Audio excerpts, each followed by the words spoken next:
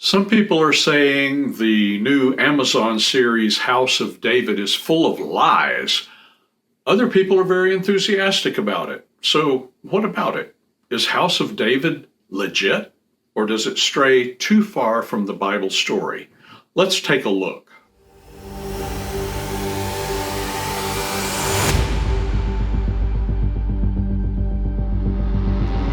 You may have seen advertising for the new Amazon MGM series House of David, 3 episodes of which dropped on February 27. More have been released, 1 per Thursday since then. The series is being filmed on location in Greece and Alberta, Canada. I'm especially excited about this series because I have been a booster of Christian film and television for more than 50 years. But more specifically, I'm writing a series of novels based on the same material. My Age of the Kingdom series begins 20 years before King Saul is crowned as Israel's first king, roughly 3,000 years ago. 2 novels are available now, and the third will be released soon. My series begins roughly 40 years before the House of David, but it covers the same ground, and since both my novel series and House of David are fictionalized accounts, it makes sense for me to add my 2 cents.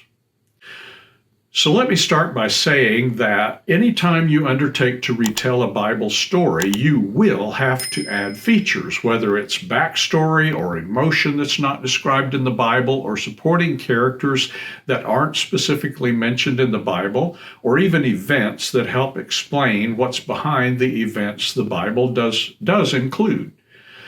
That causes some people to react negatively, accusing the productions like The Chosen or House of David of adding to the Bible. That's not the case, of course, because The Chosen and House of David are not the Bible. They would only be adding to the Bible if you let them. So let's watch the trailer for House of David so you have a feel for it if you haven't watched any of the series.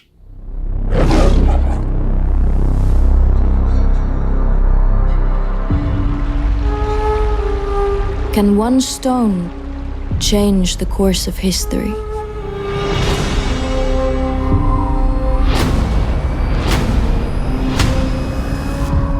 Cowards! Send me your champion! Goliath! Can one act of defiance create the legend? I will tell you the story of David, a simple shepherd boy. Why do my brothers get to fight? And I'm stuck here. David, you are not a man of blood. An outcast who became one of the most famous kings who ever lived. God does not see what man sees. He sees into the heart. And you have the heart of a lion.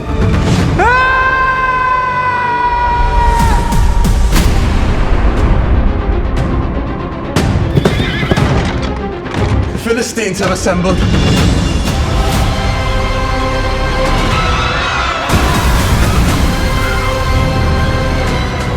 I saw the print of a hand, larger than a weaver's basket. They have a giant. What? My king, I will fight the giant. Fight him with the same spirit you bring into this room.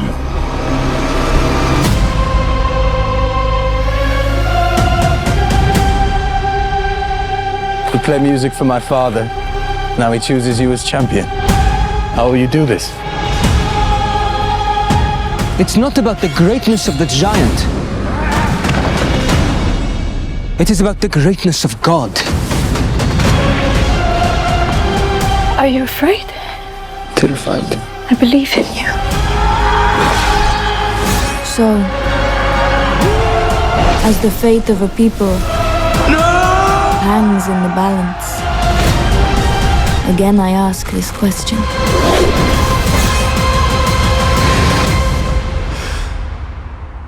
Can one stone change the course of history?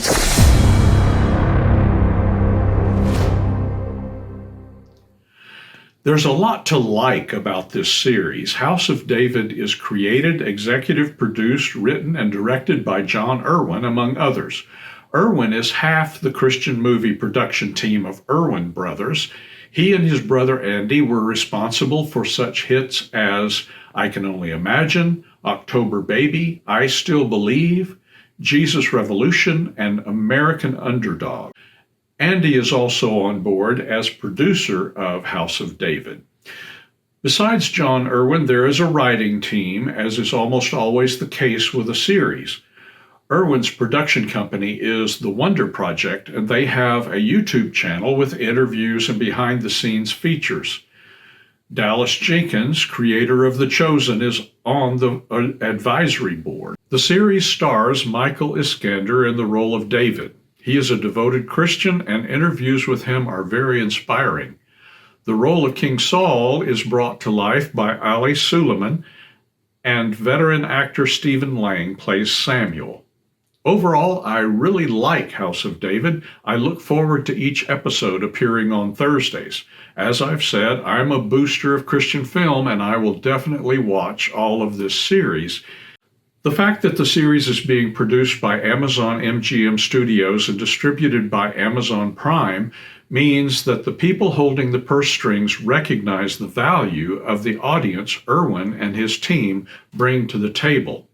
While some Christians fear this will negatively impact the story, it is a good sign for the quality of Christian media to have that kind of financial backing. Also, in interviews, both Irwin and Jenkins have said that Amazon has been very good to let them tell the story as they and their audiences would like it to be told. Amazon has recently greenlit season 2, so the story will be able to continue. Episode 1 begins with David facing Goliath, but leaves us with a cliffhanger as David is flat on his back, felled by the third spear Goliath has thrown. We will have to wait several episodes to see how David recovers and kills Goliath. The first episode is narrated by Saul's daughter, Michal, spelled M-Y-C-H-A-L in subtitles instead of M-I-C-H-A-L, like in most translations of the Bible. But the difference in spelling is not a problem and is allowed by the Hebrew spelling of the name. Michal, played by Indy Lewis, promises to tell the story, but the narration is not continued in subsequent episodes. The series has great production value, cinematography, and storytelling. It also features accurate casting. The actors look Middle Eastern, not white European, like some biblical movies have had in the past. The show does a good job of developing the characters and showing the dynamics between them. The great thing about a series like House of David or The Chosen is that we get to know the Bible characters in ways we just can't by just reading the stories. I do recommend that you see House of David. Like The Chosen, it will bring these iconic Bible stories to life for you in ways that reading about them simply cannot. As I said, I'm a booster of Christian movies and TV, and I'm enthusiastic about House of David. I may disagree with a few story decisions, but that doesn't mean I'm boycotting the program. Those who say the series contains lies aren't looking at things correctly. The kind of thing they object to won't make a difference to anyone's doctrinal beliefs or eternal salvation.